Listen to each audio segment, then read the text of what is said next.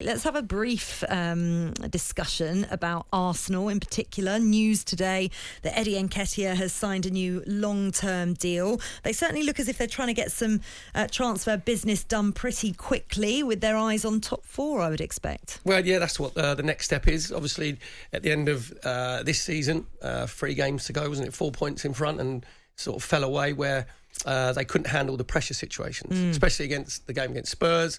First 20 minutes, okay, then like a dodgy penalty, and you could see a completely unravel. And against Newcastle, so they couldn't handle the pressure. So this young team of Arsenal's, that's the next hurdle they've got to get over. That's the next one. When you're going into the big games, you've got to believe and know you can win them. So I'm glad that Eddie Nketiah's signed, because it shows that he's ready to fight and battle for his place up front. He came in towards the end of the season and did okay. His goal-scoring record in the League Cup was excellent, but he's got to turn that into Premier League performances. He only really started playing in the Premier League at the turn of the year, didn't he? He'd been playing all the League Cup games, as you say, and then it was a little bit of a slow start. He only played as a substitute, I think, in 3 Premier League games before January. And then, I mean, I watched Arsenal towards the end of the year. I saw him in that win over Leeds, that 2-1 win over Leeds, scored both the goals in that. And, you know, I think it was 5 goals in his last 7 games in the Premier League. That's someone who's saying, don't forget about me, please. Well, he's hungry. That's the point. And I like the fact that he likes getting into the 6-yard box. There's a lot of strikers these days, they come deep, and they go out to left, they go to right. He made it clear that he wants to play as a centre forward. I looked at his 5 goals in 21 Premier League appearances. He said some were a sub. He's got to get more clinical in his finishing. Yeah. He gets himself into good areas. You look at his record for England under 21s, it's incredible. I think it's like a goal a game, basically. Yeah, it's incredible.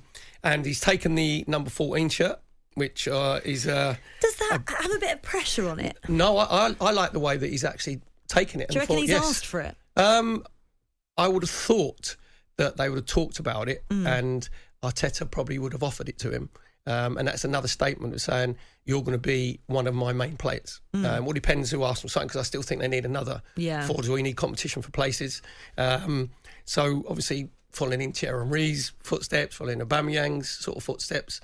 But I think it's a testament to Nketiah and the belief in himself that he's actually been brave enough to take the shirt. It's not an iconic sort of shirt, really, on the number 14. Only Thierry, only Thierry. But I'm talking about in I know what you mean, in terms of like 9s, 10s, exactly, sevens. I know what you mean. Yeah, so fair play to him. You know, he's he'll have go away and have a good sort of close season. Will he keep himself fit? He'll have to come back, make sure that he's ready and firing. That when they go on their pre-season tour, that he's making sure that he's the first one in that on the team sheet, you know, playing up front. Yeah, it's going to be really key, isn't it, what Mikel Arteta and Edu can do over the summer, bringing people in. We'll talk in depth about the names linked with Arsenal and who they're likely to bring in, and they need it because injuries, as you said earlier, Perry, really scuppered them towards the end of the season.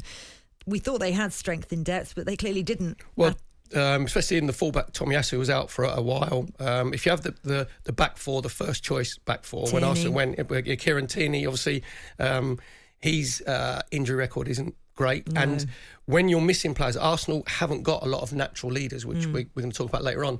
And when players like Tomiyasu and Kieran Tierney are missing, then that leaves a massive gap. You know, so you need, again, these younger players. They're more experienced now. They've got to take more responsibility. You know, you can't keep making an excuse that it's a young, you know, inexperienced team, because this is now Mikel Arteta's team. This is his personnel, because he's got rid of the deadwood, all the players that he didn't want there. So this is his sort of impact that he's had on Arsenal, the culture.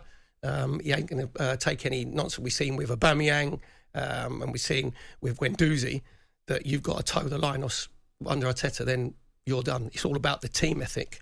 But they've got a lot on their hands to break into the top four. I think like Spurs, which pains me to say it, look like they're doing good business as well. And that worried me when Antonio Conte went there in the first place, because he is an elite manager. And I always thought that he would be getting the best out of that group of players. Yeah, let's see what they can do next season.